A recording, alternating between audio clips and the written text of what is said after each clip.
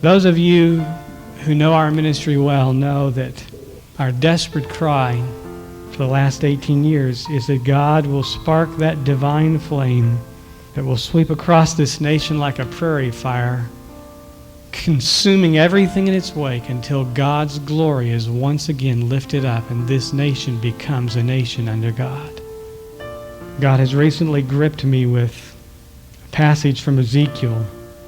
It's familiar to all of us. God says, I looked for a man to stand in the gap to make up the hedge. But upon closer study in recent weeks, I discovered that though Israel was facing God's judgment, God in his compassion and mercy did not want to send it. And so in order to avert judgment on the nation of Israel, God looked for a man. All he needed was one. You know, we can sit in this room tonight and say, well, certainly there's one. Certainly there's one right here in this room.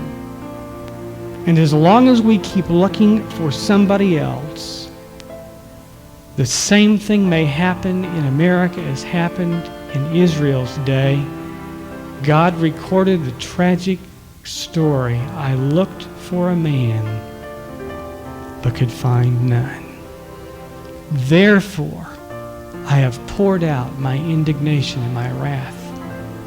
I don't know whether that hit you like it did me, but God so broke my heart and gripped me with this fact. It's possible that though we are already experiencing God's judgment and greater judgment to come, God wants to avert judgment. And he's simply looking for one person who will pay the price in prayer and in faith and in commitment, whatever it takes, to get a hold of God and not let loose. To be that man, to be that woman. Would you say, Lord, I'm not going to take the chance. I'm not going to wait. I'm not going to hope that somebody else will use me.